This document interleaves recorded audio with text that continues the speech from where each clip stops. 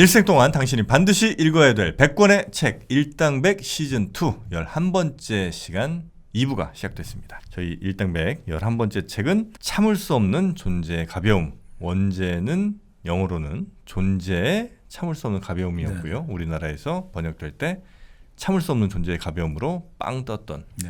하지만 제목이 별로였더라도 반드시 뜰 수밖에 없었던 책. 왜냐하면 전 세계는 다 떴으니까. 그렇죠? 그 제목하고 똑같죠. 예전에 무라카미 하루키 상실의 시대. 네. 그 노르웨이 숲에서 상실의 시대가 되면서 완전히 빵 떴지 않습니까? 제목도 참 중요하죠. 정말. 그렇습니까? 네. 역사 권력 인간은 어땠을까요? 제목이 문제야. 그거는 역사 권력 인간은. 아니 그래도 뭐 꾸준히 또 많이 찾습니까? 네, 해서 뭐 네. 한 지금까지 2,500분 정도. 인문학서적 중에 그 정도면 잘 나간 거예요. 네. 다 우리 일당백 구독자들일 것 같다. 팬분들. 정박님의 책 역사 권력 인간도 한 번씩 보시기 바라겠습니다. 자, 그러면 참을 수 없는 존재의 가벼움 책 내용으로 이제 들어가 볼까요? 그렇죠. 네. 이 책은 본래 아까 말씀드린 대로 1984년에 이제 발표가 됐고요. 네. 체코어로 이제 이 책은 작품이 썼대요. 밀란 쿤드라 작품이 이제 80년대 프랑스에서 망명하고 시민권 획득한 이후로는 프랑스 말로 이제 책을 썼다고 하는데 네. 그건 별로 다들 평가가 별로 안 좋아요. 왜요? 아무래도 자기 모국어로 쓴 이런 작품들이 아무리 좋지 않나 이런 생각이 번역하는 과정 중에 뭐 아무래도 그렇겠죠. 본인이 아무리 이제 여러 개국을 한다 하더라도 네. 좀 한계가 있는 것 같습니다. 그렇죠, 그렇죠. 네. 자, 그래서 이 소설이니까 어쨌든 뭐 주인공들도 있고 그럴 거 아니에요. 네. 그래서 이 책은 크게 7개 파트로 구성되어 있거든요. 네. 근데 7개 파트가 아주 대립적으로 구성되어 있어요. 네. 그래서 이제 제목을 1부가 가벼운 것과 무거운 것, 2부는 육체와 영혼, 그리고 3부는 이해되지 아니한 단어들, 이해되지 아니한 단어들, 네. 그리고 4부는 또 마찬가지로 육체와 영혼. 또? 예, 그러니까 이게 대립구조. 요 3부 이해되지 아니한 단어들을 딱 중심으로 해가지고 대립시키는 거예요, 대칭적으로. 그래서 5부는 또 바로 가벼운 것과 무거운 것. 네, 그리고 6부는 이제 대장정 나오고, 7부는 카레닌의 미소. 카레닌의 미소? 네. 카레닌이 누구지? 여기서 주인공 이제 부부가 키우는 강아지가 카레닌이거든요. 근데 이거 카레닌 하면 이분 또 연상하시는 분들이 계실 거예요. 우리가 직접 일당백은 안 들었는데 톨스토이 할 때 우리가 한번 잠깐 이야기를 드렸는데 안나 까레니나. 그 카레닌. 안나 까레니나에서 바로 그 안나 까레니나의 남편이죠. 네. 까레닌. 그 까레닌 이름을 붙여준 거죠. 그게. 안나 까레니나의 남편이 까레닌이에요? 네, 그래서 까레니나, 안나 까레니나 성이 까레니나. 까레닌이 남편이니까 여자는 까레니나가 되는 거죠. 아, 그렇습니까? 근데 이제 결국 그 안나 까레니나가 이 작가가 사실은 사실 톨스토이를 좋아하나 봐요. 안나 까레니나가 대립적인 구성이잖아요. 수미상관적. 첫 장면이 어떤 기차에서 사람이 죽고 마지막 장면 아니지만 어떤 그런 식으로 뭔가 자꾸 대립적인 구성을 하잖아요. 바로 그걸 의식한 거죠. 근데 걔 이름이 까레닌이라는 거예요? 네. 그리고 여기도 지금 대립적으로 나오잖아요. 3부를 기준으로 가벼운 것과 무거운 것, 육체와 영혼 이렇게 대립적으로 나오기도 하고. 그러니까 결국 안나 까리니나도 두 상이 그 대립적이지 않습니까? 안나 까리니나와 브론스키 백자. 네. 그리고 그 안나 까리니나의 어떤 사돈 처녀죠. 키티. 그리고 이제 키티에게 청혼했다가 실패했지만 나중에 결국 살게 되는 레빈. 두 상을 대립적으로 하는데 여기도 지금 마찬가지로 토마시라고도 합니다. 이게 해석이 이제 좀 번역에 따라 다르는데 토마시. 토마스라는 남자 주인공 의사입니다. 이 사람이 아주 가벼운 사람이죠. 가벼우니까 공기처럼 가벼우니까 당연히 바람을 필 수밖에 없죠. 바람이잖아요. 바람은 공기잖아요. 그러니까 외국에서도 바람 피는 걸 가볍게 표현하는구나. 그렇죠. 흔적이 안 남고. 그러니까 그리고 이제 이 바로 무거운 여자가 나와요? 무거운 여자죠. 진지한 여자 테레사. 이름부터 진지해. 테레자. 그리고 이제 또 한 상은 누구냐면 바로 사비나와 프란츠가 나오거든요. 사비나 프란츠. 사비나는 기본적으로 토마스의 일종의 애인이에요. 애인. 토마스의 여러 애인 중에 하나거든요. 테레사는 부인이고 사비나는 테레사 결혼하기 이전부터 토마스와 아주 일종의 뭐 소울메이트도 되고 보디메이트도 되고 뭐 다. 보디메이트. 무슨 저 안마의자 상품 같아. 보디메이트. 뭐 그런 뭐 콩글리시로 하자면 바디메이트. 네. 파라오. 그러니까 아주 자유로운 영혼이에요. 테레사가 정말 이 책에 어떻게 보면 진짜 참을 수 없이 가벼운 존재거든요. 테레사? 화가로 나오죠 여기서. 아니 사비나가 사비나. 사비나 가벼워. 사비나 정말 가벼운 이제 존재로. 프란츠 또 무거워요? 프란츠는 또 마찬가지 무겁죠. 사비나를 좋아해요? 사비나를 좋아하는 대학 교수인데 아주 뛰어난 사람인데 이 사비나하고 이제 사랑을 나누지만 결국 사비나의 어떤 그 요구하는 어떤 에로틱한 우정을 채워주지는 못하죠. 프란츠는 테레사를 만나야 되네. 그렇네. 무거운 사람들끼리. 무거운 사람끼리 만나고 또 잘 되는 건 아닌 것 같아요. 이게 항상 맞네. 결국 상보적인 효과, 서로 좀 상쇄해 주는 게 있어야지 네네네. 잘 굴러가는 것 같아요. 근데 그런 식으로 이 두 상들이 또 대립되게 나오는 거죠. 그래서 그런 식의 뭔가 대립 구조를 상당히 많이 가지고 있다. 4명의 등장인물이 일단 있고요. 그렇죠. 네. 그 네 명이 아주 중요한 캐릭터들이고요. 그 네 명에서 이제 결국 이걸 축으로 해가지고 정말 계속 어떤 만남과 사건들이 얽히고 설키고 이렇게 이제 진행되고 있습니다. 일단 토마스 중심으로가 좀 재밌겠군요, 얘기들이. 자기 위주야. 토마스가 테레사 만났다가 사비나 만나는. 뭐 그렇죠. 근데 이제 아까 말씀드린 대로 1장은 바로 그 우리가 말하는 무거운 것과 가벼운 것의 문제를 질문을 제기하는 거죠. 그럼 여기서 얘기하는 무거운 것과 가벼운 것은 뭐예요? 그러니까 이게 결국은 뭐 테레사와 사비나 같은 경우는 우리가 어떤 삶에 바라보는 가치 아니겠습니까? 네. 토마스는 사랑과 섹스는 별개로 보는 거예요. 그럼 왜 그걸 어렵게 생각하지? 이렇게 보는 거예요. 뭐 사랑이야 이제 할 수도 있고 또 사랑하지 않더라도 섹스는 할 수 있고. 뭐 그러니까 뭐 토마스 같은 경우는 나중에 좀 있으면 나오겠습니다만 잠을 잘 수 있는데 여자와 잠을 잘 수 있는데 여자와 같이 잠 들지는 못해요. 그러니까 메이크업은 하는데 같이 슬리핑은 못 하는 거예요. 같이 수면을 하기 싫은 거예요. 그런 애들이 있어요. 그래. 있어. 네. 그래서 막 어떻게든 빨리 좀 갔으면 좋겠다. 근데 가라고 말을 못 하니까 막 그냥 해결만 보고 진짜 전전긍긍한 애들이 있어요. 그리고 토마스도 그렇게 나와요. 자기 방의 침대는 딱 1인용 침대 하나밖에 없는 거예요. 그래서 여자 집에 갔다가는 자기가 나가면 되는데 자기 집에서 여인과 이제 그치 갑자기 그래도 어떻게 하냐면 핑계를 항상 그렇게 되는 거죠. 나는 옆에 누가 있으면 잠을 못 자. 그러니까 나가주지 않겠니? 내가 차로 데려다 줄게. 이런 식으로 나오고 그러니까 토마스 같은 경우는 이제 바람둥이 의사인데 한번 이혼을 하고 돌싱이에요. 근데 결혼 생활 2년도 안 됐는데 부인이 정통 공산주의자였거든요. 너무 진지하고 무거운 사람인 거죠. 그래서 애를 하나 낳았는데 사내를 사내 낳고 이제 월급의 3분의 1을 양육비로 내야 돼요. 근데 그리고 2주에 한 번씩 접견할 수 있는데 근데 애를 잘 보려면 이 부인에게 선물을 먼저 또 다른 선물을 지불을 해야 되는 거죠. 3분의 1 말고도 그러니까 어느 순간에 못하겠다 이렇게 해가지고 되니까 아무리 그래도 아버지가 돼가지고 오히려 이 아들을 찾을 생각을 안 하냐 해가지고 자기 엄마 아버지도 싫어하는 거예요. 토마스의 엄마 아버지도 너 어떻게 그럴 수가 있나. 아버지가 돼가지고 그래서 자연스럽게 엄마 아버지도 너랑 이제 안 봐. 그러니까 토마스는 그냥 자연스럽게 다 떨어져 나간 거예요. 부인도 떨어져 나가고 아들도 떨어져 나가고 자기 아들 부모 다 떨어져 나간 거죠. 아주 자유로운 사람이죠. 그러니까 자유로운 사람이 할 수 있는 것은 이 프라하 시내에서 많은 사람과 사랑을 나누는 거죠. 근데 자기 친구들이 나중에 넌 도대체 몇 명하고 잡았니? 나이 50명이니까 한 200명하고 잤다 이렇게 나와요 이 책에는. 그래서 사람들이 하니까 따져보면 얼마 안 된다고 이렇게 항변을 해요. 왜냐하면 나의 어떤 일종의 섹슈얼 히스토리가 25부터 시작됐는데 그래봤자 1년에 8명밖에 더 되냐 이런 식으로 이야기를 나와요. 한 달에 한 명꼴도 안 되니까. 그리고 이제 그러네. 토마스가 가지고 있는 뭘 그런 애야. 갑자기 또 설득이 되네. 토마스라는 사람이 가지고 있는 건 3회 법칙이 있어요. 3회 법칙. 뭐예요? 그러니까 3번 이상 안 만나는구나. 그렇죠. 짧게 만나는 여자는 뭐 3번 이상 안 만나고 길게 만나려면 몇 년간 만나려는 여자는 3주 정도에 한 번 만나야 된다. 그게 3회 법칙이에요.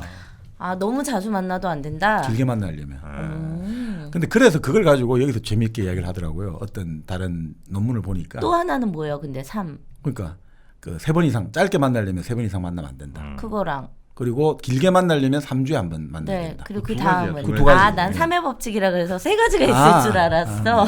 뭐 굳이 하나 더 하자면 하룻밤에 3번 이상 안 한다고 이러면 있겠지. 양아치냐 진짜. 3번 이상 못해. 그리고 그러니까 토마스가 그걸 근거로 해가지고 이 토마스는 여성 혐오론자다 이거죠. 이게 결국 뭐냐면 여자를 무서워한다, 두려워한다.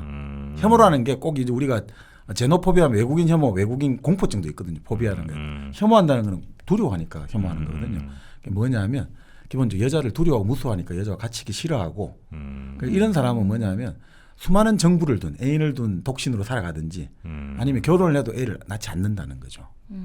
그러니까 이 사람은 여성성 자체를 별로 좋아하지 않는 거예요. 깊숙한 관계 맺기가 자신이 없는 거구나. 그럴 수도 있고 여기서 여성성은 뭐 연약하고 모성이고 여러 가지 그런 건데 토마스 같은 경우는 이런 걸 보면 기본적으로 여성 좀 혐오론자고 기피론자고 그냥 마초하고 좀 다르다는 거예요. 토마스가 마초 아니냐 이런 생각 들잖아요. 막 여자를. 근데 마초는 뭐냐면 여성성을 숭배한다는 거예요. 여성성을. 바로 그 모성을 숭배하기 때문에 자기가 그거를 숭배하면서 그래도 자기가 복종시키고 싶다는 거죠. 그래서 마초는 반드시 가정을 가지고 아이를 가져야 되는 게 마초거든요. 그게 바로 마초의 이상이거든요. 이 가정에서 내가 딱 최고의 어떤 이제 힘을 가지고 가부장이 되는 거죠. 그래서 이제 그렇게 또 이게 해석이 되구나 이렇게 볼 수 있는 거죠. 토마스는 하여튼 이렇게 자유로운 영혼이에요. 자유로운 영혼이고. 근데 이제 테레사 같은 경우는 어떤 사람이냐? 근데 왜 이런 사람이랑 결혼을 했지? 이런 사람한테 끌릴 수 있죠. 반대되니까요. 뭐 그럴 수도 있죠. 그러니까 테레사는 그러니까 이게 참 영화하고 여러 개 섞여 있는데 뭐 제가 조금 테레사 먼저 말씀드리면 테레사는 엄마가 어떤 엄마냐면 엄마가 젊을 때 아주 예쁘고 아주 잘 나가는 엄마였거든요. 여성이었죠. 잘 나가는 젊은 여성이었고 구원자가 9명이 있는 거예요. 그래 어떤 사람은 아주 스마트하고 어떤 사람은 아주 스포티하고 막 어떤 사람은 아주 섹시하고 계속 S차가 나옵니다만 하여튼 그렇게 많았는데 9번째 구원자가 남성다운 남성이었다는 거예요. 그래서 그 9번째 남성다운 남성과 어떤 러브 어페어를 하다가 자기가 귀에 대고 조심해요 했는데 그 순간에 이제 테레사가 가져지게 된 거죠. 조심해야 했는데 남자다운 남자니까 신경 안 쓰는 거예요. 그렇죠. 그 남자다운 남자가 토마스예요? 아니죠. 그러니까 테레사의 아빠가 된 거죠. 엄마가 이제 그렇게 9명 있었는데 근데 이 엄마가 말이에요. 부랴부랴 어떻게 배는 불러고 해서 결혼하게 된 거예요. 결혼하게 됐는데 마음에 안 든 거죠. 다른 모든 구원자 중에 최고 조건이 떨어진 사람하고 이게 내가 결혼하게 됐구나. 그래서 어느 이제 그래도 테레사를 낳아가지고 막 그냥 내 팔자니 하고 기르고 있다가 어느 순간에 시간이 좀 지났는데 갑자기 자기 눈가에 잔주름이 너무 많은 걸 발견하게 된 거예요. 그래서 갑자기 이 자기가 지금까지 자기 주변에 무릎 꿇은 사람들이 많았잖아요. 나 갑자기 이 무릎 꿇은 사람들이 너무 싫어졌어. 내가 무릎 꿇으려 해가지고 갑자기 바람이 나는 거예요. 근데 그것도 천하의 남봉꾼이고 이혼을 2번 하고 아무 재주도 없고 사기꾼하고 자기는 나가겠다고 테레사의 어떤 그 아버지를 두고 그냥 나간 거예요. 그래서 테레사 아버지가 남자다운 남자인데 이 너무나 황당하잖아요. 그래서 너무나 기가 차고 이러니까 막 술을 먹고 될 대로 되래가 막 말을 그냥 함부로 내뱉는 거예요. 당시가 공산주의 체제잖아요. 50년대 초반 40년대 후반이니까 어떻게 됐냐 잡혀간 거죠. 그래서 이제 잡혀가서 결국 어떻게 됐냐 결국 뭐 여러 가지 곤욕을 겪고 그래가지고 집도 압류되고 그래서 결국 죽어버렸어요.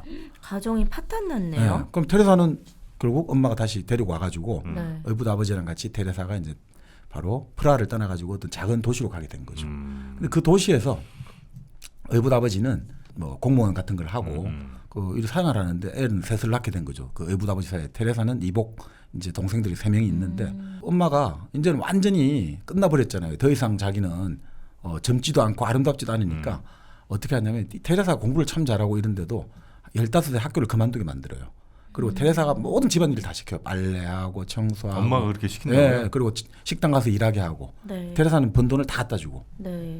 그리고 그러면서 엄마는 테레사의 사생활을 허용을 안 하는 거예요. 그러니까 테레사는 자기 엄마가 막 벌거벗고 집을 돌아다니고 옆집에 커튼도 안 치고 이러니까 엄마가 부끄러울까 봐 커튼을 딱 쳐주거든요. 근데 그러면 그거를 테레사 엄마는 막 비웃는 거예요. 사람들 모아놓고 우리 테레사는 말이야 지 몸뚱아리가 다른 사람 몸뚱아리하고 다른 줄 알아. 테레사는 이 몸뚱아리가 밥을 먹고 똥을 싸고 방귀를 끼는 그런 몸뚱아리 몰라 하고 나서 방구를 붕 끼고 이러는 거예요. 그럼 사람들이 막 깔깔깔 웃고. 테레사가 너무너무 힘든 거죠. 엄마는 이제 수치심 이런 걸 다 없애버린 거예요.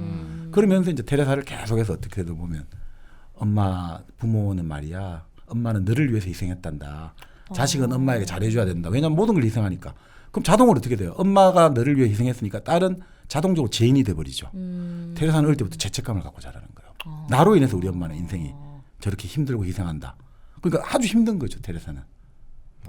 아주 힘들게 됐죠. 그리고 테레사가 목욕을 하고 이럴 때 아버지가 목욕을 하는데 자기 의붓아버지잖아요. 목욕하는데 탕에 욕조에 물을 담고 오면 막 들어오는 거예요. 의붓아버지가. 그래서 네. 자기가 이제 하루는 욕조에 문을 잠궜거든요. 네. 못 들어오게. 엄마가 난리가 난 거예요. 그 문 열면서 야, 너가 뭐 여기서 너 사생활 얘기는 없어. 너희 아버지가 뭐 어떻게 한다고.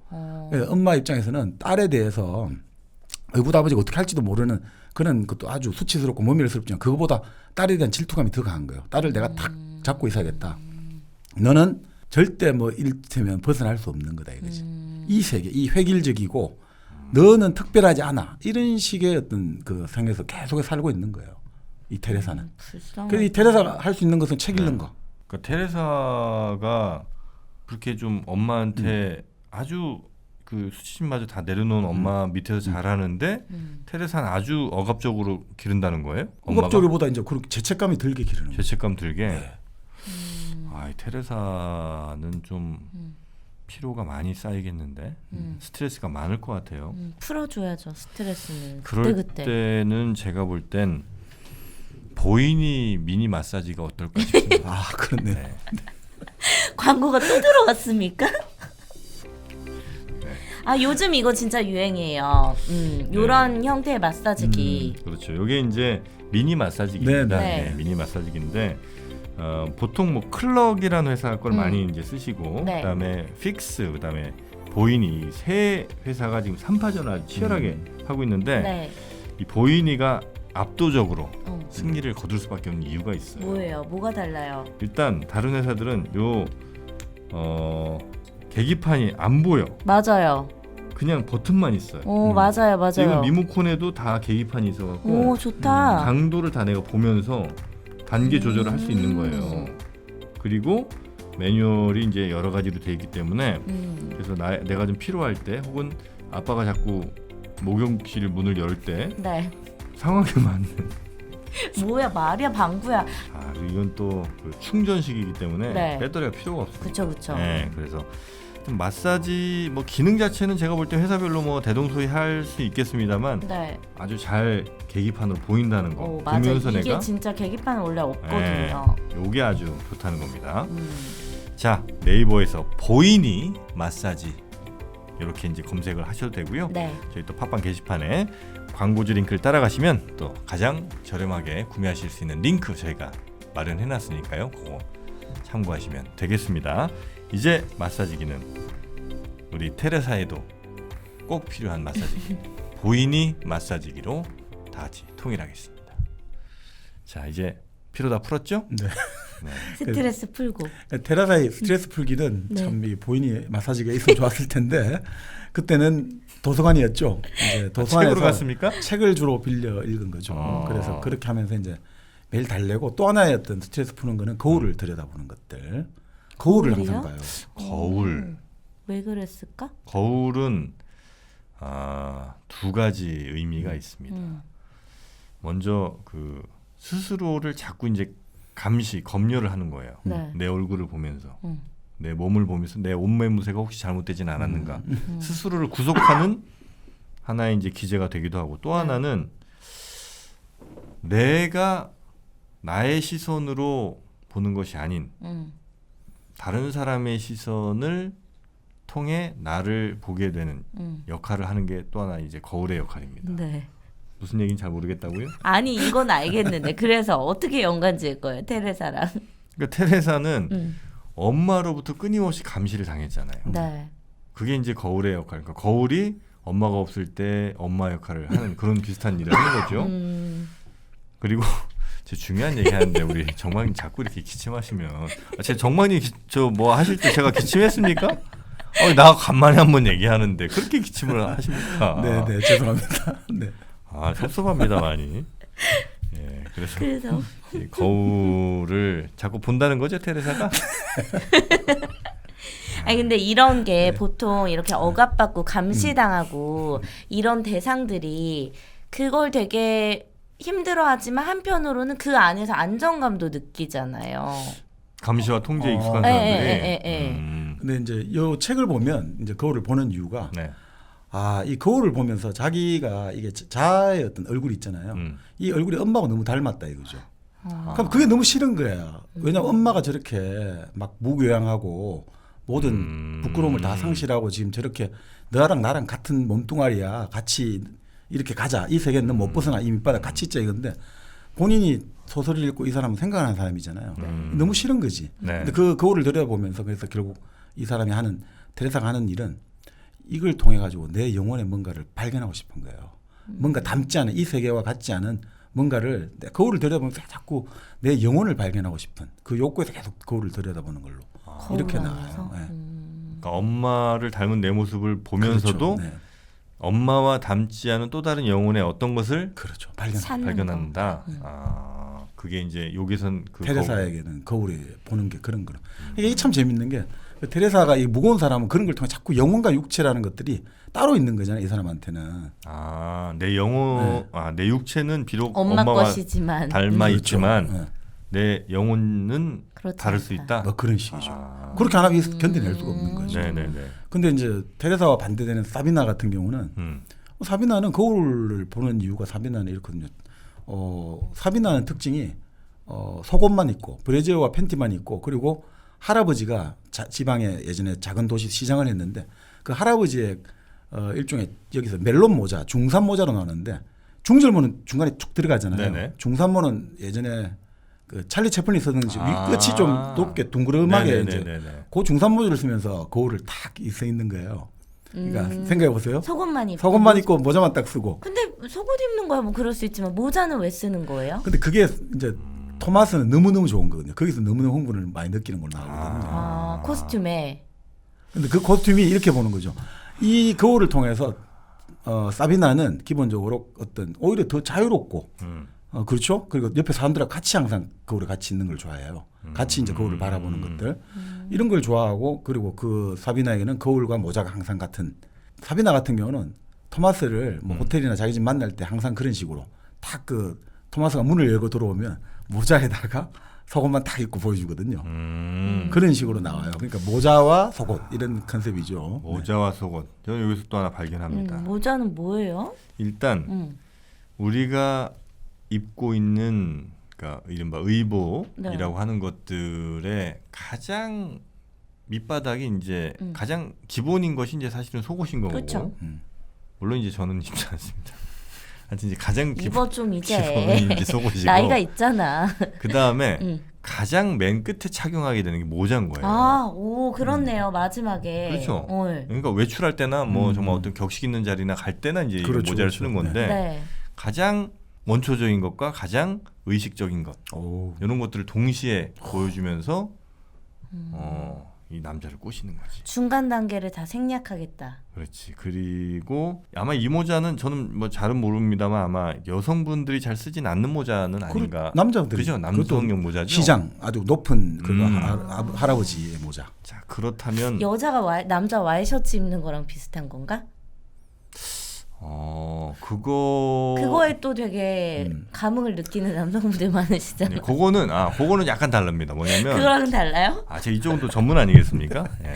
네. 남성 셔츠에 남자들이 약간 이걸 로망. 느끼는 거는 이른바 그 셔츠를 입을 상황을 남자들에게 환상을 심어주는 거예요. 그 셔츠를 입을 상황이 뭐야?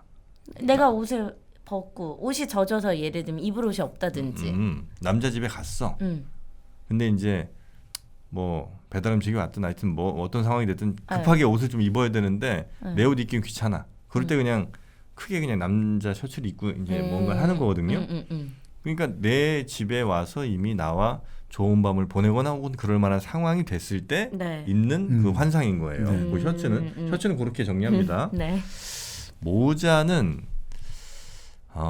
일종의 남성들에게 서열이라는 게 있어요.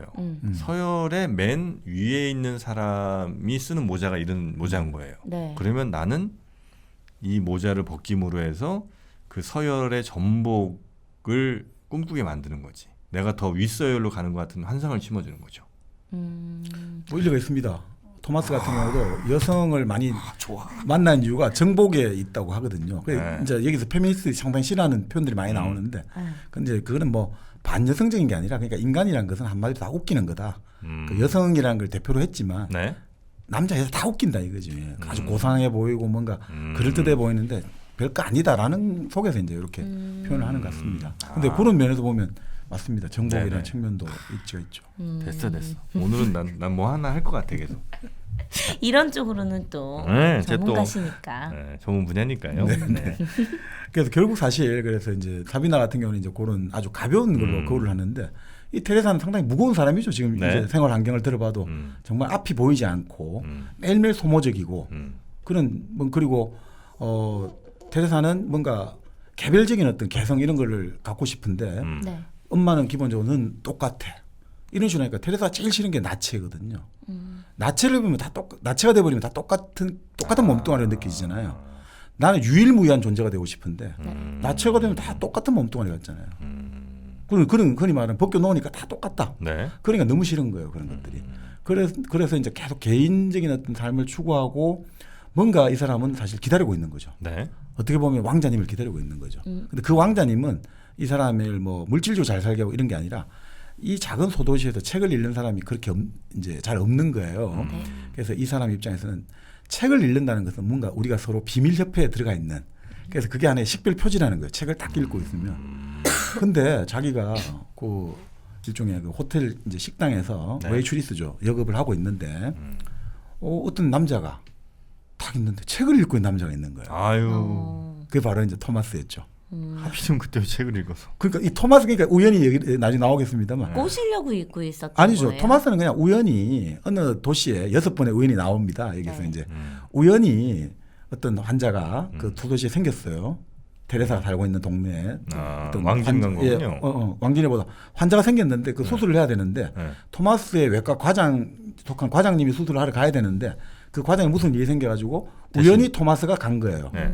그 토마스가 우연히 가가지고 한국까지 좋은데 그 도시에는 호텔이 5개 있거든요. 근데 그 중에서도 우연히 테레사가 근무한 호텔에 들어가게 된 거예요. 묵게 된 거죠. 그리고 거기서 우연히 이제 식당을 가게 됐는데 식당 가서 이제 영화에 나오지만 꼬냑을 한 잔 시키게 되는데 네.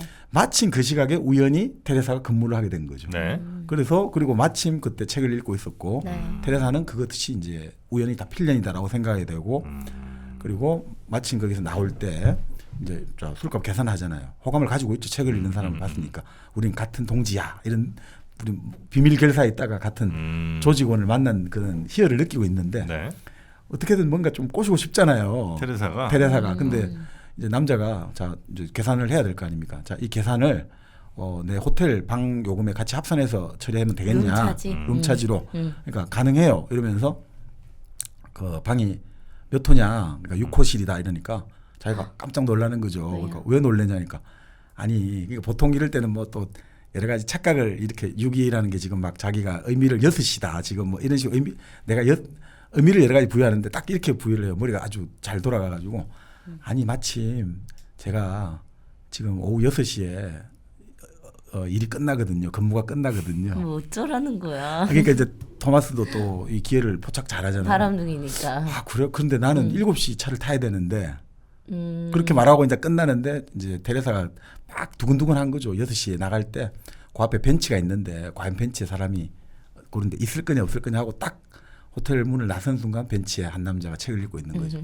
그게 바로 토마스였고 둘이가 잠시 이야기를 나누다가 결국 6호실로 들어갔어요, 같이. 아니죠. 이제 7시에 기차를 타야 되니까 그 기차 여가 데려다 주면서 토마스가 헤어질 때 명함을 주는 거죠. 네. 그 명함을 주고 혹시 프라하에 놀러 올 일이 있으면 연락하면서 헤어지는 거죠. 그냥 끝났거든요. 아주 우연하게 그냥 아무 일도 없었잖아요. 그냥 뭐 그 이야기 한번 하고 명함을 줬다 이거밖에 없는데. 테레사가 가요? 프라하에? 근데 결국 그 바로 시간이 한 2, 3주 지나고 나서 네. 2, 3주였나 한 일주였나 그 지나고 나서 갑자기 토마스가 일하는 병원으로 전화가 걸려오는 거죠. 테레사가 내가 지금 프라하에 왔는데. 아이고. 근데 이제 토마스가 오늘 테레사도 그렇게 무겁지 않네 사람이. 가볍네. 뭐 이렇게 남자 있는 데까지 가. 아니 테레사 입장에서는 이 사람이 운명이니까. 하나의 어떤 운명이고 필연이고 잡아야겠다. 그리고 이제 자기가 불안하지만 근데 도저히 여기서 계속 있기는 힘들다 해가지고 엄마 몰래 일주일 휴가를 내고 온 거예요. 근데 사실은 갈 준비 다 하고 온 거죠. 아주 무거운 트렁크. 이게 무거운 트렁크죠. 트렁크를 다 들고 온 거죠. 그리고 그 왔는데 이제 토마스가 그럼 나 오늘 약속 있으니까 내일 오라고 전화를 하거든요. 네. 그러고 나서 토마스가 바로 후회하는 거죠. 아니 지금 36시간 동안 36시간 동안 걔가 지금 여기서 뭘 할 건가. 당장 지금 만나고 싶은데 당장 지금 얘를 막 그러다가 결국 다음 날 이제 저녁이 되어서 토마스가 테레사가 찾아오는 거죠. 토마스가 이제 알려준 집으로 찾아와요. 찾아와서 딱 만나는데 딱 만나고 있는데 이 테레사는 얼마나 이 마음이 두근두근하겠어요. 이 사람이 과연. 근데 그때 딱 만나는 그때 이 배가 아무것도 안 먹었을 거잖아요. 이 너무 지금 배고파. 테레사. 아무것도 그러니까 왜냐하면 흥분되고 이래가지고. 네. 근데 이제 육체를 너무 경시하면 육체는 사람을 배반하는 법이다. 이렇게 나오는데 정말 그 사랑한 사람 사랑이 아니라 지금 마음에 드는 사람 만나가 어떻게 될지 안 될지 모르는 꾸르륵 소리가 나? 그렇죠. 아이고야. 배에서 꼬르륵 소리가 나는 거예요. 네. 그 이제 테레사는 완전히 울고 싶은 심정인 거죠 지금. 근데 토마스가 한 몇 초 후에 그걸 안아주거든요. 그럴 때 이제 완전히 이제 마음이 가는 거죠. 그렇게 해서 이제 둘이는 바로 이제 결혼을 하고. 아니 결혼까지는 바로 안 했고 사랑을 나눴는데 네. 문제는 토마스의 원칙이 있잖아요. 반드시 삼- 삼담도 있고 반드시 잠은 같이 자지 않는다. 아니, 그러니까 잠은 같이 들지 않는다. 네. 근데 문제는 테레사가 얘는 집을 떠나왔잖아. 그렇죠. 그것도 어떡해. 문제는 또 테레사가 갑자기 열이 올라요. 아파요? 일종의 열이 올라가지고 일종의 뭐 바이러스 인플루엔자에 걸렸는지 독감에 걸려가지고 그냥 계속 끙끙 앓는 거죠. 그럼 어떡해? 그거 집에 재워야지 뭐 어떡하겠어. 그래서 토마스가 아주 힘들었군요. 근데 토마스가 이제 그렇게 생각을 하는 거죠. 아니 내 원칙에 다 어긋나고 이거 어떻게 해야 되지? 그러니까 처음에는 뭐 그렇게 나요. 바로 같이 안 자고 여기 재우고 자기 소파에 잤다가 병원에 잤다가 이러는데 결국 이제 이게 뭐 결정을 해야 되잖아요. 어떻게 할 건가. 그때 토마스가 갑자기 드는 생각이 있는 거예요. 갑자기 모세 이야기가 생각나는 거예요. 모세요? 예. 모세? 왜? 모세는 어떻게 해서 파라오의 궁정에 들어갑니까? 태어났는데 네. 그 강가에 흘려 보내죠. 네네. 그래갖고 그를 파라오의 공주가 네. 그 우연히 모세를 길러서. 그거 그렇죠. 그래갖고 그걸 발견해가지고 네. 데리고 가서 이제 궁정에서 키워가지고 네. 이집트의 왕자가 된 거잖아요. 네. 바로 그 신화가 생각나는 거예요. 만약에 모세를 그때 건져주지 않았더라면 우리의 서양 문명은 존재했을까? 그러면서 바로 자기에게 테레사가 그렇게 느껴지는 거예요. 갑자기 테레사가 모세처럼요. 지금 흘러내려온 아이 같다는 거죠. 그리고 갑자기 또 이제 그 오이디푸스 생각나는 거죠. 오이디푸스의 비극은 어떻게 탄생했느냐? 오이디푸스를 버렸는데 그 버린 아이를 누군가가 발견해가지고 길러줬기 때문에 네. 비극이 생기지 않았냐? 그러니까 네. 나는 이 사람을 같이 살아야겠다. 같이 건져줘야겠다. 라고 생각하는 거예요. 그러니까 이게 결국 메타포로 생각하는데 이 메타포가 아주 위험하다는 거죠. 나중에. 비유로 생각하는 거죠. 은유로. 나에게 그 대상을 테레사는 나에게 테레사는 나에게 모세고 나의 오디푸스야.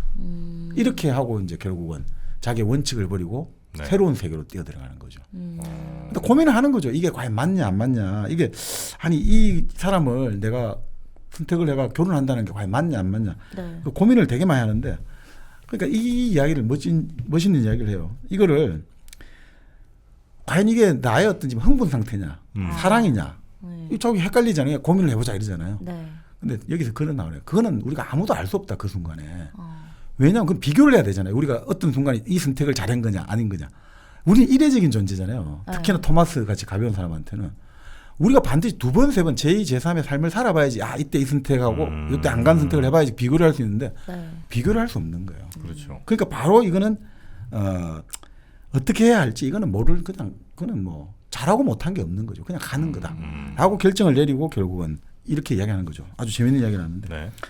함께 사는 것이 좋은지 혼자가 좋은지 어떤 선택이 올바를까 이것은 불가능한 검토다. 왜냐하면 비교를 할 수가 없다.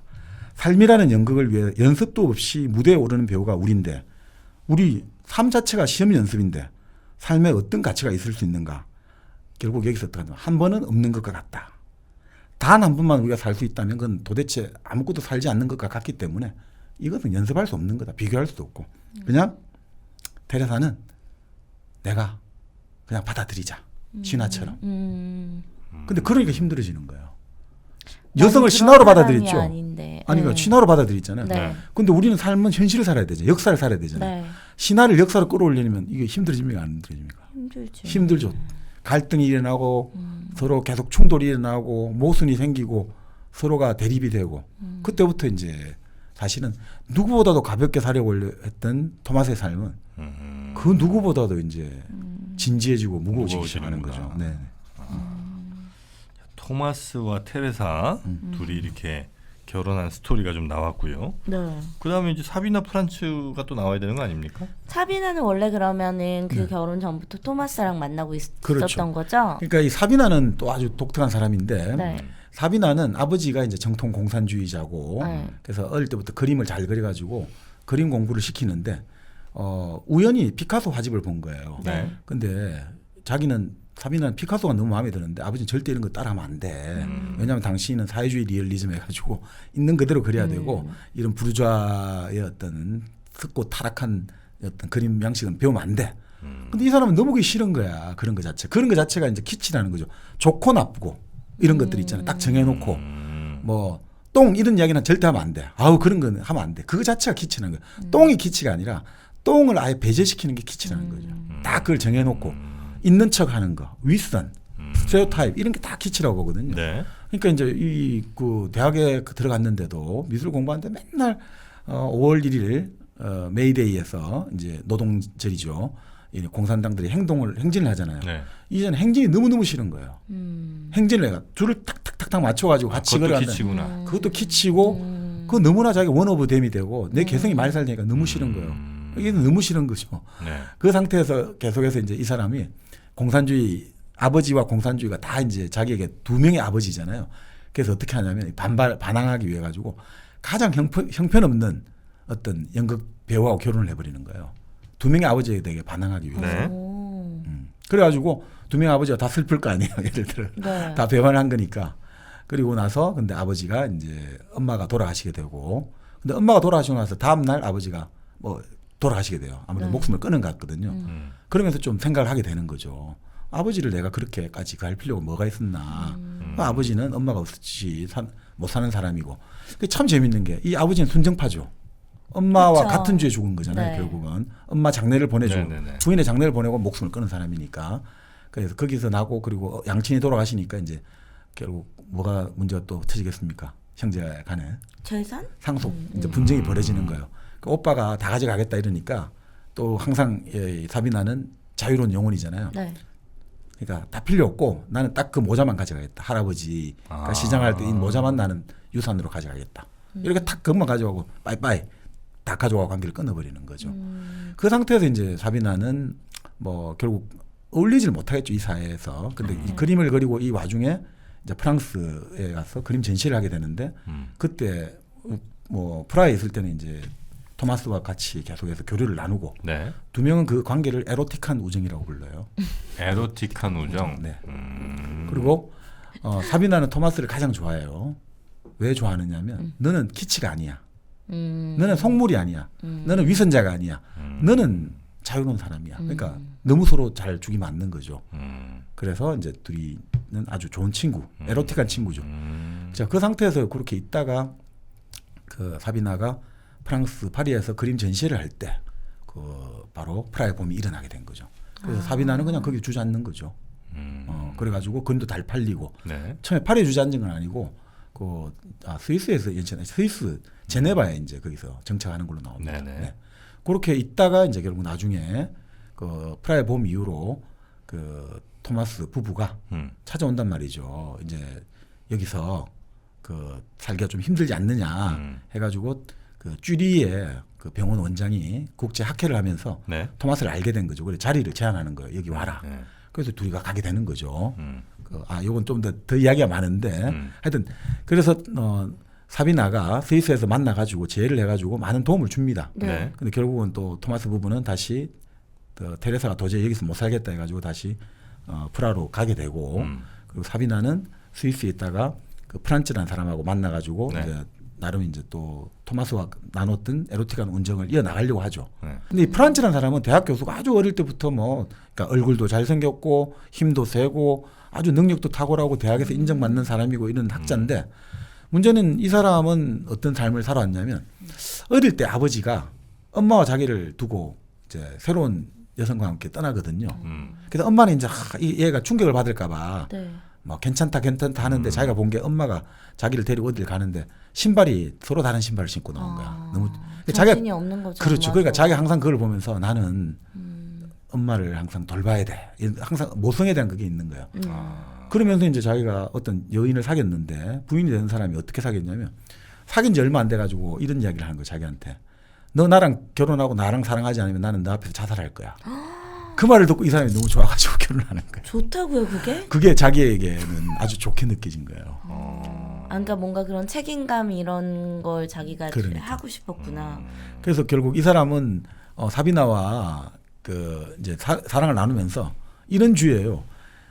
이 도시에서는 사랑을 못 나눈다 이거죠. 사비나와 내 부인의 침대와 애인의 침대가 가까이 있고 나는 그건 내 룰이다. 내 스스로에게 처벌을 해야 된다. 나는 한 도시에서는 내 부인 말고 다른 여자하고는 잠을 안 자. 그래서 항상 이제 거짓말이 필요하잖아요. 그래서 학회도 필요하잖아요. 학회를 가야 돼.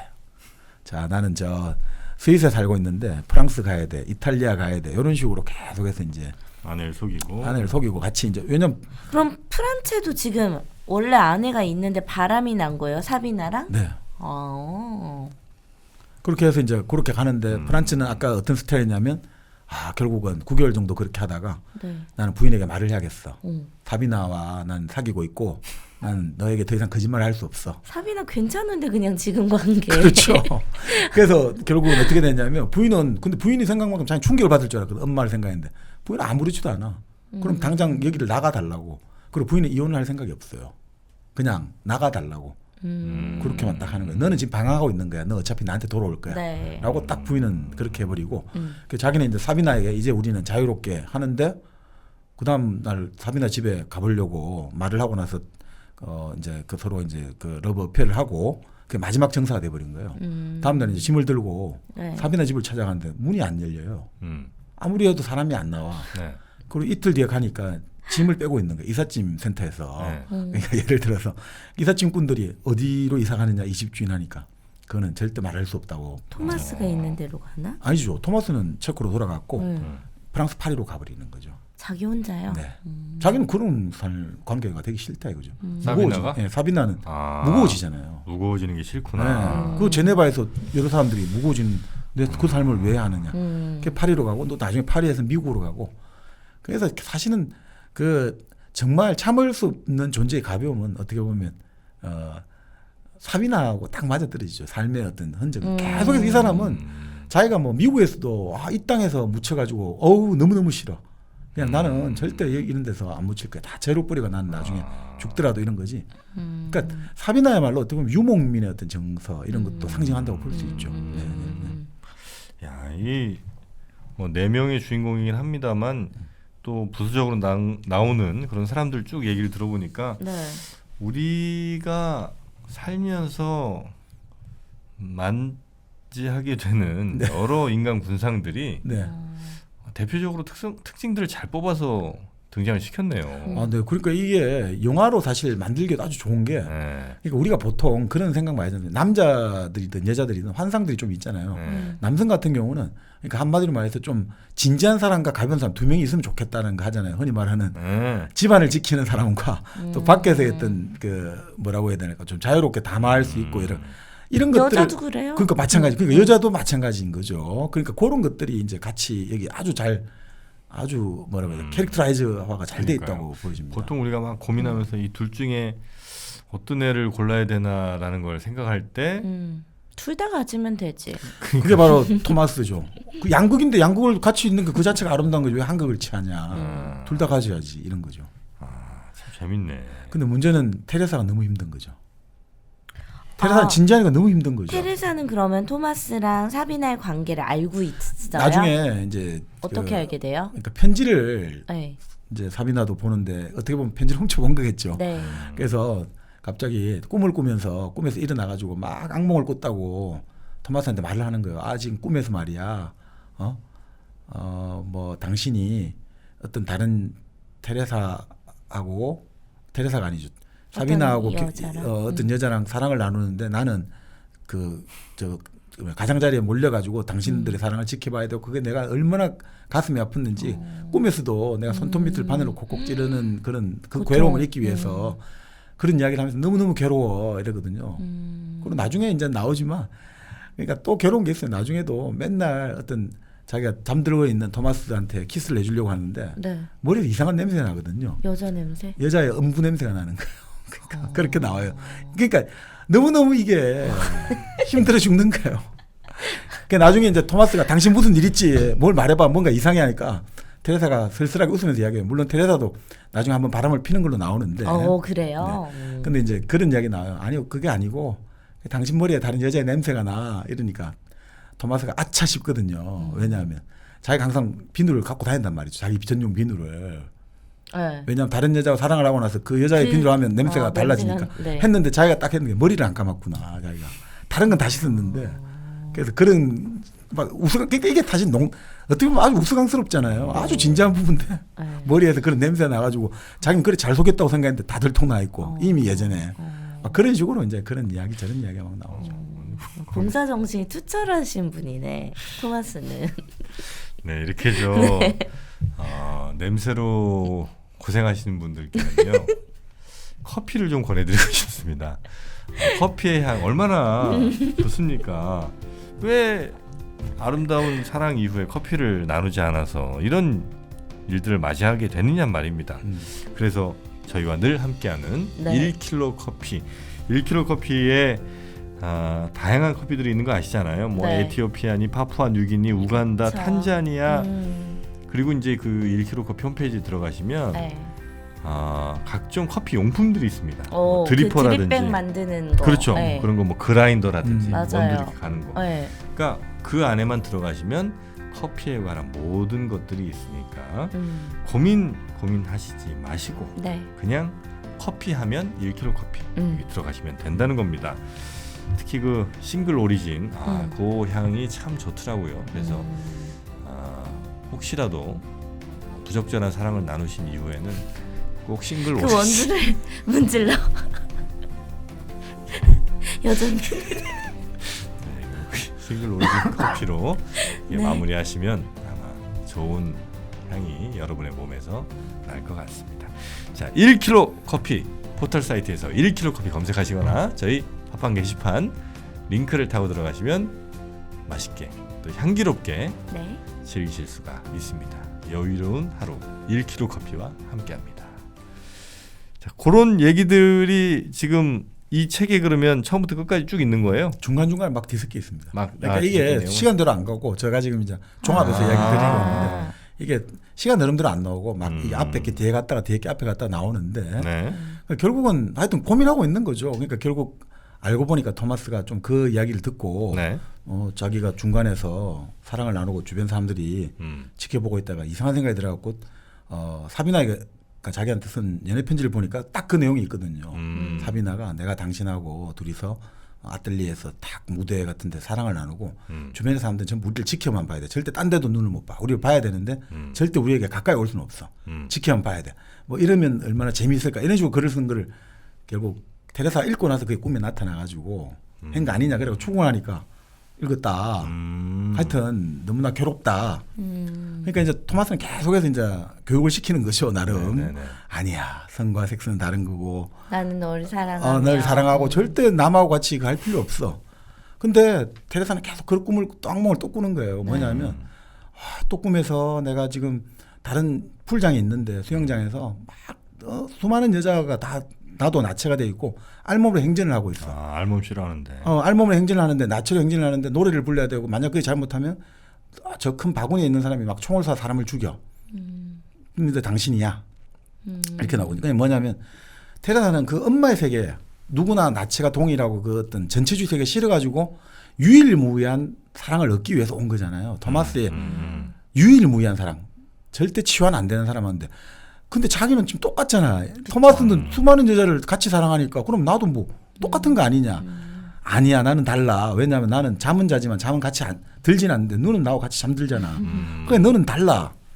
내 사랑을 의심하지 마. 근데 그게 낮에는 엉두르는데 밤에 되면 엉두르는 게 더 반발로 튀어나오니까 꿈에서 너무너무 계속 악몽을 꾼다 이거죠.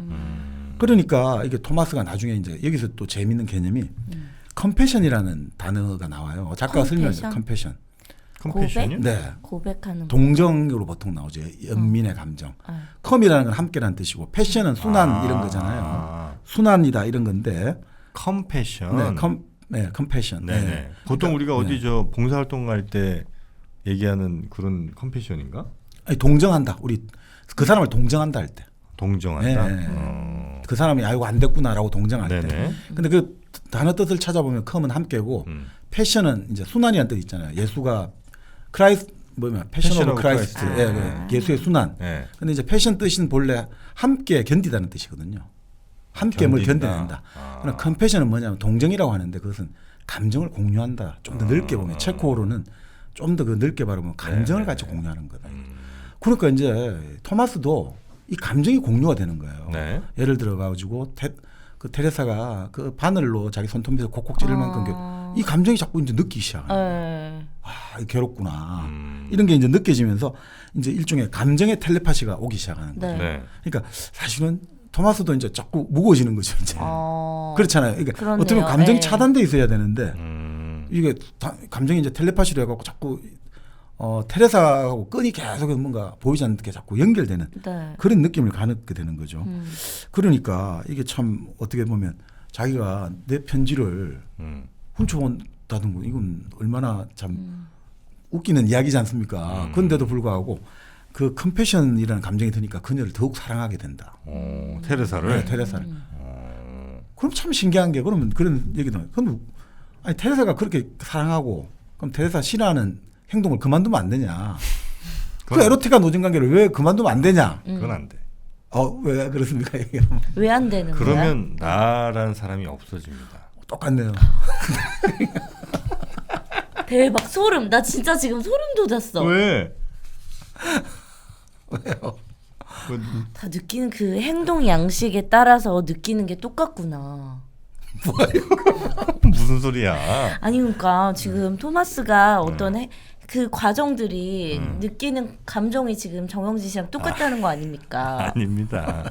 그냥 그랬을 것 같다는 그냥 상상 감정이입을 풍부한 한번, 상상력이죠. 저도. 예. 왜냐하면 딱 주인 말씀대로 그만두면 그건 나를 파괴하니까 내가 사라진대요. 그렇죠? 그리고 그러니까 나는 쾌락을 억제할 힘도 없고 그리고 그렇게 억제해봤자 소용없는 짓거리다 이거는. 그냥 내 마음을 따라가야 된다. 그리고 이 사람 그런 얘기예요. 아니 이게 테레사를 직접 테레사의 그 자리 내가 테레사를 사랑한다는 그 사실을 위협하는 것도 아닌데 내가 왜 이걸 포기해야 되나. 그러니까 그것은 마치 이 논리는 이상해. 너무 공감되지 않아? 컴패션 안 돼? 전혀 안 돼. 그래서요? 그러니까 이런 이야기인 거예요. 축구 시합 구경을 그만둬 이거하고 똑같다는 거죠. 자기에게 그 에로틱한 우정을 끊으라는 것은 야 더 이상 축구 경기 보러 가지 마. 왜 그래야 되는데 이거죠. 사랑하는 사람이 싫어하니까. 그 사랑하는 사람 싫어하는데 축구 경기 보러 가는 게 그렇게 그 괴로운 마음을 공감한다면서요. 공감하는데 그런데 이제 그렇게 되긴 됩니다. 그러니까 그렇게 이제 자기가 그걸 저항을 했는데 네. 이게 약간 이제 무릎 꿇고 반항하는 거 비슷하게 되어버리는 거예요. 왜냐하면 이 가는 도중에 뭔가 자기가 약간 그 뭔가 감정이 이 간다는 거에 대한 반발감이 드는 거예요. 다른 여자를 만나러 간다는 거예요. 그래서 어떻게 하냐면 이런 반발감을 억제를 해야겠다. 네. 술을 마시기 시작하거든요. 근데 문제는 그러니까 테레사는 더 잘 알게 되잖아요. 술을 마신 순간 이거 오늘 다른 여자하고 자고 왔구나. 이게 표시니까. 이 사람이 괴로워가지고 술을 마시고야만 그 여자와 그래. 그러니까 이런 거예요. 정민이한테 네. 나는 너가 예쁜 게 너무 싫어. 제발 예쁘지 마. 꾸미지 마. 화장도 하지 말고. 근데 그러면 정민이는 나는 미녀인데 예뻐야 되잖아. 나한테 이쁘지 말라고 하는 건 나라는 걸 부정하는 거거든요. 너무 힘들어. 욕먹을 것 같은데. 근데 남자가 만약에 정민이한테 이쁘지 말라고 난 너무 힘드니까 이쁘지 말라고 하는 그 감정을 내가 공감을 해서 내가 이쁘지 않게 된다는 거는 정민이가 더 이상 정민이가 아닌 게 되는 거예요. 그런 거랑 비슷하다는 겁니다. 그렇게 볼 수도 없는. 네. 그러니 상대가 힘들다고 해서 그걸 하지 말라는 거는 사실은 그 사람한테 할 얘기는 아닌 거죠. 뭐 이런 힘들어하지 것들이 않으면 되는 거지. 네, 아니 근데 이런 것들이 결국 계속해서 바로 토마스와 왜 이렇게 오늘따라 뻔뻔하지? 토마스와 테레사에 계속해서 이제 일어납니다. 예, 네. 계속해서 일어날 수밖에 없죠. 이제 그런 논리로 계속해서 전파를 하고. 근데 괴로운데 어떡하라고. 밤마다 꿈이 나오는데 나는 어떡하지. 봐봐요. 이렇게. 그 왜 괴롭냐. 자, 선인장을 꽉 쥐어요. 꽉 쥐면 선인장이 잘못한 겁니까? 쥐는 게 잘못한 겁니까? 쥐는 게 잘못한 거죠. 쥐면서 계속 아프다고 그래. 선인장 네가 왜 가시가 있냐고. 선인장은 그냥 가시가 원래 있는 애가 선인장인 거예요. 그러니까 나중에 네. 이게 좀 비슷한 말씀인데 그 결국 그 개를 한 마리 봤거든요. 왜냐하면 너무 괴로워하니까 강아지 한 마리 그러니까 카렌이라는 암컷인데 남자 이름 붙여줘요. 근데 이제 나중에 테레사 그 생각이에요. 이게 너무 신성모독적인 생각이지만 나와 토마스와의 사랑보다 나하고 이 개 카렌인과의 사랑이 더 차원이 높은 것 같다. 왜냐하면 있는 그대로 받아들이니까 나는 그러니까 테레사도 그 이야기예요. 나는 토마스를 자꾸 바꾸려고 한다 내 마음. 근데 나는 카렌이는 있는 그대로 난 받아들이지 않느냐. 아무것도 요구하지 않고 변하는 것도 그러니까 그 사람을 내가 강아지한테 뭔가 훈련을 시키는 거는 기본적으로 살아가기 위한 최소한의 규범을 가리키는 거지 변화시키는 건 아니다. 그래서 이제 오히려 강아지하고 나하고의 사랑이 그 남편하고의 사랑보다 더 차원이 높다라는 식으로까지 나와요. 이거는 우리가 그래도 사회적으로 합의된 약속이라는 게 있지 않습니까? 결혼을 하면은 서로의 배우자에게 부정하지 않는다라는 그런 사회적인 약속이 있는데 그 약속을 지키지 않는 거에 대한 괴로움인 거죠. 그러니까 결국은 네. 이런 것 같습니다. 결국 선인장의 가시가 아니고. 그러니까 이게 우리가 그런 거잖아요. 그러니까 만약에 논리와 이성만대로 되면 이 세상에 일은 아무것도 없잖아요, 사실은. 이 세상에 사건 사고가 날 게 없는데 근데 사건 사고의 대부분의 큰 원인 중에 하나가 두 가지잖아요. 하나는 돈이고 하나는 치정 문제거든요. 남녀간의 어지러운 정, 뭐 요즘은 동성간에도 있습니다만. 그러니까 결국 이런 것들은 참 이게 논리와 이성으로 참 안 되는 이런 측면들이 있다. 그러니까 그게 아까 말씀드린 이분법으로 되기 힘든 문제들이 이런 문제 아닌가 뭐 이렇게 보여집니다. 네. 고통을 자꾸 스스로 욕좀 먹겠다 오늘. 만들어내지 말고 상대를 있는 그대로 좀 받아들여 주자는 겁니다. 그런데도 불구하고 그렇게 쿨한 사비나조차도 네. 또 좀 달라요. 네. 왜냐하면 사비나를 토마스가 좋아하는 이유 중에 하나가 쿨하기도 하지만 그러니까 이 사람은 정말 신중한 성격이다 이거지. 그러니까 꼬투리를 안 잡힌다 이거지. 네. 둘이가 에로틱한 우정을 나눠도 그 상대에 대한 배려다 이거지. 자기 이제 이 애인의 부인에 대한 배려에서 절대 먼저 뭔가 어떤 그 이상한 낌새를 눈치채게 한다 이런 걸 안 해주는 거야 배려를. 근데 어느 날 이제 이런 이야기가 재밌게 나와요. 어느 날 둘이 이제 사랑을 나누는데 이 토마스가 이제 시계를 자꾸 들여다본 거죠. 촉박했나 시간이? 아니 그러니까 이제 빨리 가야 되는데 하니까 사비나 입장에서도 화가 날 거 아니야. 아무리 쿨하다 해도 이게 뭐야? 이 집중을 나한테 그래서 어떻게 하냐면 자 끝나고 나서 집을 가야 되는데 양말이 없는 거예요 한 짝이. 토마스 양말 한 짝이. 네. 사비나 숨긴 거죠. 근데 아무리 뒤에도 안 나와. 그래서 사비나가 비꼬면서 하거든요. 내가 그냥 실크 스타킹이라도 한 짝 신고 가라고 지금 날도 추운데. 그래서 토마스는 알 수 없이 이제 그걸 신고. 스타킹 신고 실크 가요? 스타킹 한쪽 너무 추우니까. 네. 그런 식으로 이제 테레사도 사실 그럼 나오죠. 다 쿨한 관계가 어디 있습니까? 그래서 결국 지금 말씀대로 이제 둘이가 너무 갈등이 심해지니까 네. 결국 어떻게 하느냐? 토마스가 강아지 한 마리 입양하는 거죠. 그래서 이 강아지가 딱 왔는데 테레사가 너무 좋을 거 아니에요. 네. 이제 딱 앉자마자 안하니까 가슴에다가 오줌을 사는 거예요, 강아지가. 근데 참 이게 또 재미있습니다. 오줌을 사는데 나중에 가린이 죽을 때도 오줌을 사는 걸로 나와요. 참 수미상관 관계를 계속 나와요, 이게 보면. 그러니까 참 보니까 남편은 나에게 뭔가 주지 않는데 걔가 나에게 그거 아니. 근데 이게 사람도 좀 비슷한 것 같아요. 이게 네. 보면 사람도 결국 좀 태어날 때 죽을 때 태변을 논다고 하는데 태어날 때 태변이고 죽기 직전에도 좀 그 비슷하게 그걸 하거든요. 좀 비슷한 것 같아요. 맞아요. 뭐 과약근의 모든 것이 이제 풀리면서 그러니까요. 뭐 그런 걸 한다고 얘기는 좀 들은 것 같습니다. 네네. 자 그렇게 이제 강아지를 키우면서 이름을 암컷인데 카리닌이라고 이제 바로 안나 까리니나에 나오는 네. 그걸 붙여주는 거죠. 이 까리닌이라는 게 보면 재밌잖아요. 그 안나 까리니나에서 부인의 불륜을 알고도 다 용서해 주잖아요. 눈 감아 주잖아요. 네. 성자죠, 성자. 네. 참 그러니까 그런 뭔가 맹목적인 사랑, 절대적 헌신 이 대명사가 바로 까레니니까. 그 이름을 토마스가 지어준 거예요? 테레사가 지은 거예요? 그걸 제가 알기 토마스가 지어준 걸로. 아 짜증나. 자기는 그렇게 할 짓 다 하고 테레사한테는 지금 이걸 바라는 거잖아. 카레닌 같은. 처음 이제 토마스 집을 찾아올 때 그 책을 한 권 들고 있었거든요. 테레사가 네. 프라하의 집을 찾아. 그게 안나 까레니나로 나와요. 안나 까레니나가 계속 이게 가는 이유가 결국 나중에 7부도 그런데 결국은 이런 게 있는 거죠. 절대적 사랑이 뭐냐를 묻는 거죠.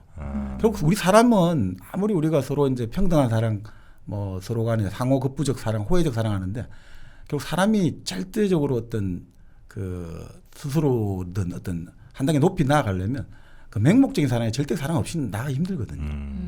그런 것들 같아요. 그러니까 뭔가 우리가 다 조건이 있잖아요. 아, 이 사람한테 잘해주지 않으면 나한테 안 좋으니까 난 잘해줘야 되고 이런 게 있는데 네. 그 동물하고 관계가 절대적이잖아요. 동물은 모든 것을 주인에게 의존하고 있잖아요. 그것이 바로 절대적 사랑이 된 거죠. 결국 뭐 나중에 이제 여러 가지 이야기 나옵니다만 그래서 결국 이제 투케이로 부르니까 이게 네. 좀 이 책에는 그렇게 나와요. 그러니까 페미니스트도 좀 싫어합니다. 이렇게 좀 동성애적 성향을 가져가지고 이제 그 주인 여주인을 더 좋아한다. 본래 암캐들은 바깥 주인을 좋아하고 숙캐들은 안주인을 좋아하는데 이름을 가련이 불러서 그런지 이 테레사를 아주 잘 따른다 이런 식으로 나와요. 네. 네. 그렇게 해서 이제 뭐 생활을 계속 투닥투닥하는 생활을 하고 있는데 결국 바로 역사적인 프라하의 봄이 전개되다가 소련군 탱크가 들어오기 시작하는 거죠. 하루 아침에 소련군 탱크가 프라하 전역에 깔려가지고 네. 이제 막 사람들이 다쳐 나가고 시위를 하고 이런 이제 격동의 현장이 펼치기 시작하는 거죠. 그런 정치적인 상황 같은 것들도 이 책에 이제 좀 후반부 쪽에 나오는 모양이죠. 초중반부터 나오는데요. 왔다 갔다 하면서 근데 이제 나오는군요. 네. 근본적으로 이 그 존재의 참을 수 없는 존재의 가벼움은 바로 그 연애 소설인데 그 네. 연애 소설의 배음이라고 해야 됩니까? 그 배우에 깔린 음악이 결국 바로 프라하의 봄입니다. 이 정치적인 역사적인 사건이 바로 항상 이 사람들의 삶을 계속 관통하고 있습니다. 네. 바로 그 프라하의 봄이 일어나고 그리고 소련군 탱크가 들어오면서 네. 이 사람들의 생활은 완전히 180도 달라지기 시작합니다. 아 그래요? 궁금하다. 어떻게 달라지지? 그럼 혹시 알겠습니다. 복수 하나? 네. 자, 저희가 이 회사가? 참을 수 없는 존재의 가벼움은 사실 워낙 이제 유명한 책이기도 하고 네. 내용도 이제 조금 이제 어려울 수도 있고 이러다 보니까 아마 우리 정박님도 좀 준비도 많이 하셨고 네. 또 내용이 좀 짧지가 않습니다. 네. 네, 그래서 저희가 요번 시간에 다 마무리하기 너무 좀 길어질 듯 해서 오랜만에 3부로 오랜만에 가네요, 3부로 진짜. 네, 한번 거의 또. 시즌 2하고 처음 아니에요? 그렇죠, 맞습니다. 그렇죠. 네, 참을 수 없는 존재의 가벼움 저희가 3부로 이어서 나머지 이야기들 그리고 이 책에서 우리가 좀 읽을 만한 네. 이런 의미들 한번 좀 찾아보도록 하겠습니다. 자, 그럼 저희는 참을 수 없는 존재의 가벼움 3부로 돌아오도록 하겠습니다. 잠시만 기다려 주십시오.